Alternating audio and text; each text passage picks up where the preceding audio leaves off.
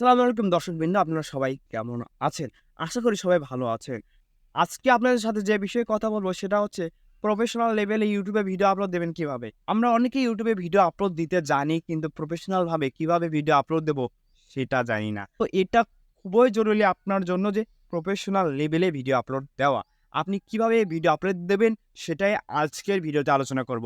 যদিও আজকে আমি আপনাকে প্র্যাকটিক্যালি দেখাবো না যে আপনি কিভাবে ভিডিও আপলোড দেবেন। কিন্তু আজকে আপনাকে পুরো বিষয়টি সাজিয়ে গুছিয়ে বলবো, আপনি মনোযোগ সহকারে ভিডিওটি একটু দেখতে থাকুন।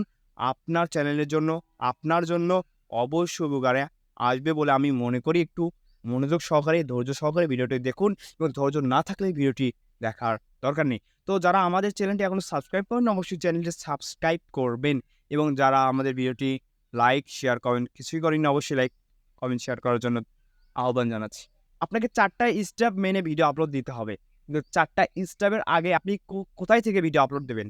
আপনার ভিডিওর ইউটিউব স্টুডিও থেকে ভিডিও আপলোড দেবেন? আপনি ইউটিউব থেকে, ইউটিউবের প্লাস আইকন থেকে ভিডিও আপলোড দেবেন?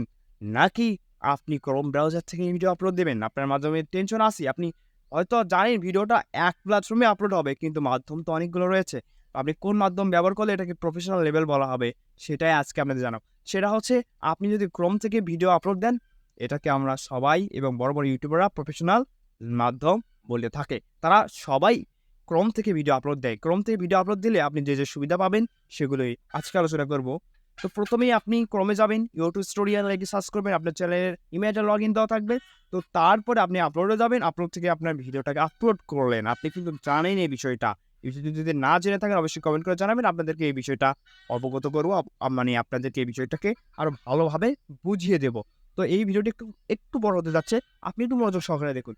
তারপরে আপনারা যারা হচ্ছে হলে নতুন কনটেন্ট ক্রিয়েট করেছেন, যারা ক্রোম থেকে আপলোড দিতে জানেন না, তাদের জন্য অবশ্যই একটা ভিডিও আসবে।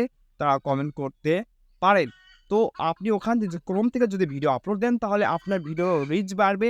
আমি কেন বলছি, আপনি ইউটিউব প্ল্যাটফর্ম থেকেও ভিডিও আপলোড দিতে পারেন। ভিডিওটা কিন্তু ইউটিউবেই আপলোড হবে। আপনি ইউটিউব স্টুডিও অ্যাপ থেকে ভিডিও আপলোড দিতে পারেন কিন্তু ভিডিওটা কিন্তু ইউটিউবেই আপলোড হবে। আপনি ক্রোম থেকে ভিডিও আপলোড দিলেও ভিডিওটা কিন্তু ইউটিউবেই আপলোড হবে। আপনি যদি ক্রোম থেকে দেন এটাকে প্রফেশনাল লেভেল বলা হয়। তো প্রফেশনাল যদি আপনি প্রফেশনালভাবে কাজ করতে চান তাহলে অবশ্যই আপনি ক্রোম থেকে ভিডিও আপলোড দেবেন। তো এখানে আপনি ৩-৪ টা স্টেপ পাবেন।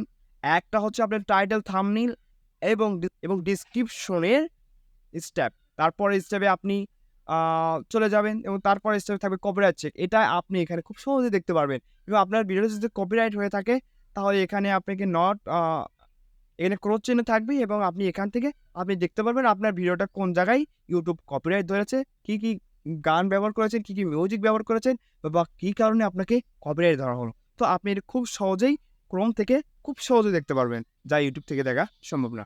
তারপরে আপনি যদি স্টেপ লেভেল আপ করবেন, তারপরে তারপরে আপনি পরের স্টেপে যাবেন।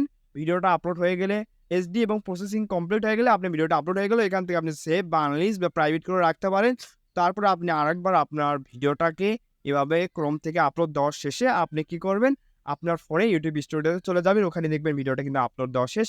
এখানে যা আপনি এডিট করতে হবে। এখানে যে আবার থাম্বনেইল, আপনি কিন্তু ক্রোমে একবার থাম্বনেইল আপলোড দিয়েছেন, একবার টাইটেল দিয়েছেন, একবার হচ্ছে হলে ট্যাগ দিয়েছেন। তো আপনাকে আবার ইউটিউব স্টুডিও আসতে হবে। ইউটিউব স্টুডিওতে এসে আবার থাম্বনেইলটাকে আবার সিলেক্ট করে দিবেন। এটা ২ মিনিটের কাজ কিন্তু এটা আপনার ভিডিওটার রিচ বাড়াতে খুবই বড় ভূমিকা রাখবে। আপনি একই সাথে ইউটিউব স্টুডিও রিচের আপনি একই সাথে ইউটিউব স্টুডিও অ্যাপের রিচ পাবেন, সাথে ক্রোম ব্রাউজারের সাথে ইউটিউবের। আপনার ভিডিওটা অবশ্যই রিচ বাড়বে। আপনি এই কথাটা আপনার কাছে অবিশ্বাস্য মনে হলেও এটাই সত্য। আপনি এপ্লাই করতে পারেন এবং থ্যা এবং ট্যাগ, ডেসক্রিপশন, টাইটেল আপনি একটু পরিবর্তন না করলেও ওই এডিট অপশন গিয়ে ওকে সেভ করে দিবেন। তারপরে প্রাইভেট থেকে পাবলিক করে দিয়ে আপনার ভিডিওটাকে আপলোড দিবেন। তো এভাবে যদি আপনি প্র্যাকটিক্যালি দেখতে চান তাহলে অবশ্যই কমেন্ট করতে পারেন। ধন্যবাদ।